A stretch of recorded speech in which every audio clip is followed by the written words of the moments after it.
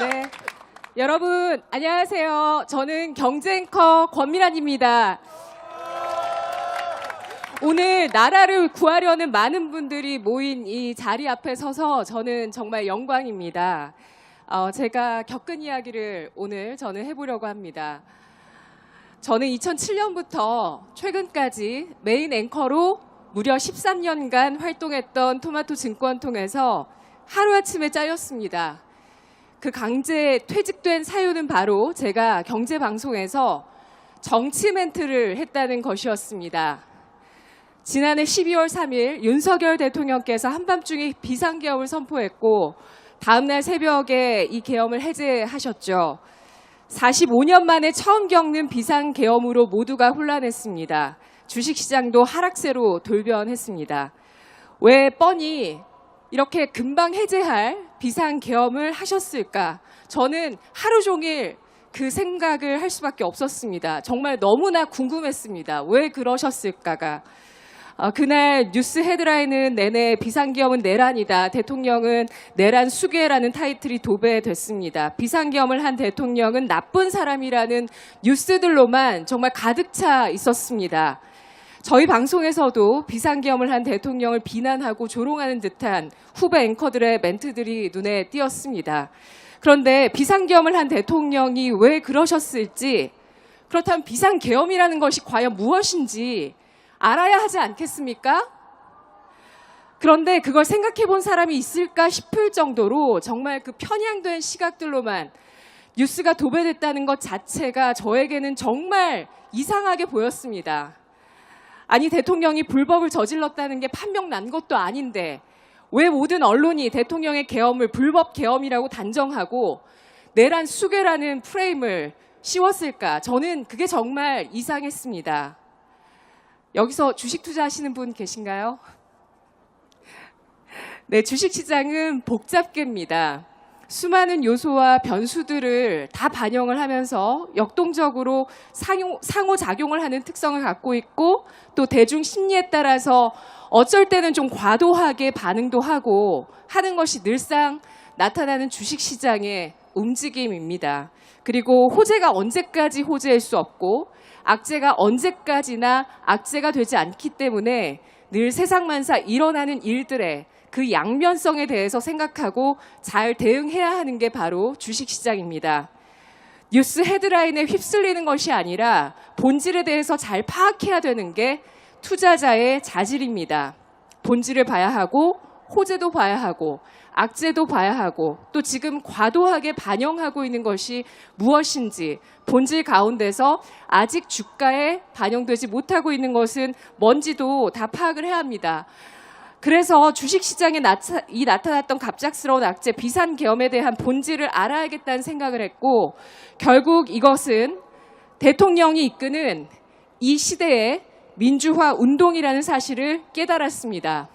그래서 비상계엄이라는 이슈를 반영했던 바로 그 다음 날 12월 5일 목요일에 제가 진행하는 프로그램의 오프닝에서 비상계엄에 대한 멘트를 제가 했습니다.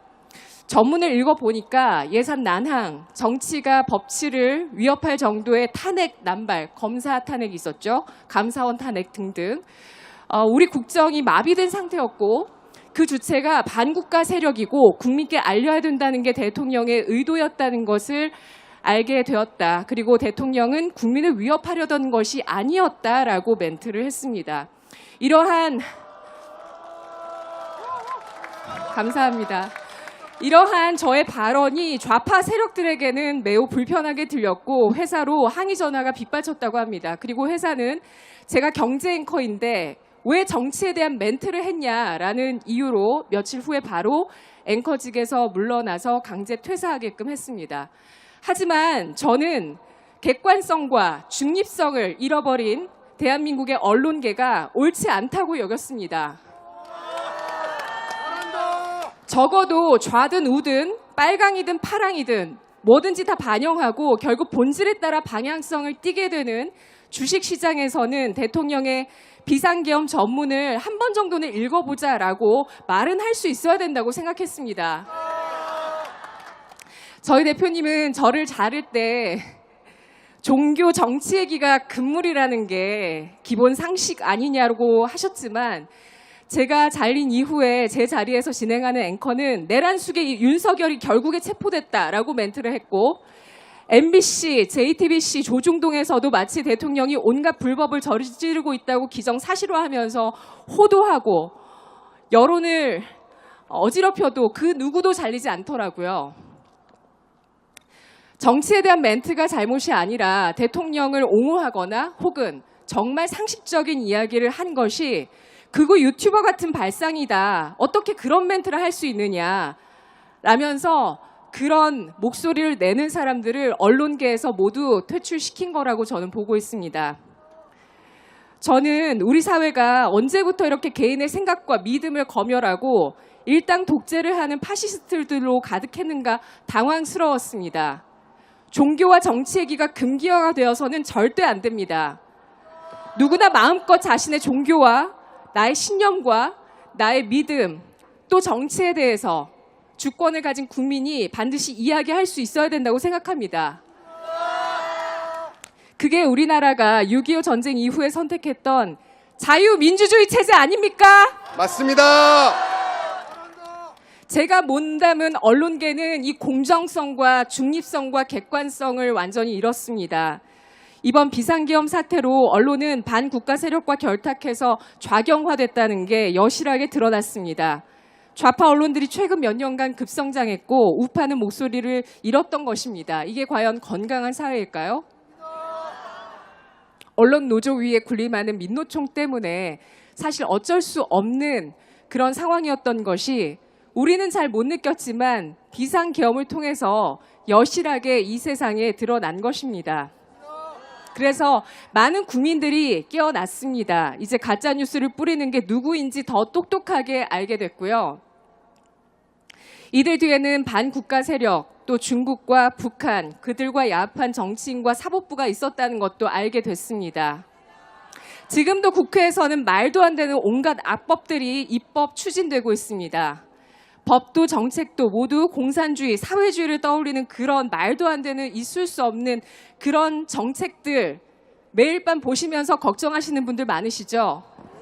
네, 입법 반대 클릭하시느라고 정말 바쁘게 자기 전에 하시는 분들, 걱정하시면서 하시는 분들 많으신 줄로 알고 있습니다. 자, 위기를 맞은 우리나라를 구하기 위해서 이렇게 많은 분들 앞에서 오늘 제 얘기를 이 정도 할 수 있었던 게 저는 정말 영광이고요. 국민의 주권 의식과 참여가 결국에 우리 자유민주주의와 법치주의를 되찾아 줄 것이라고 저는 믿습니다. 네, 우리는 결국 해낼 것이고요. 태극기 앞에서 나라를 사랑하는 마음 앞에서 좌우를 나눌 수는 없습니다. 국가와 국민을 위하는 마음을 우리는 금방 알아볼 수 있습니다. 숨기려 할수록 진실은 더욱 드러날 것입니다. 마지막으로 구호 외쳐보도록 하겠습니다. 네, 윤석열 하면 대통령 해주시고요. 자유민주주의 하면 만세, 대한민국 만세 이렇게 같이 좀 외쳐주셨으면 좋겠습니다. 윤석열! 대통령! 윤석열! 자유민주주의! 만세! 대한민국! 만세! 하나님이 보호하사 우리나라! 만세! 감사합니다. 감사합니다. 큰 박수 부탁드립니다.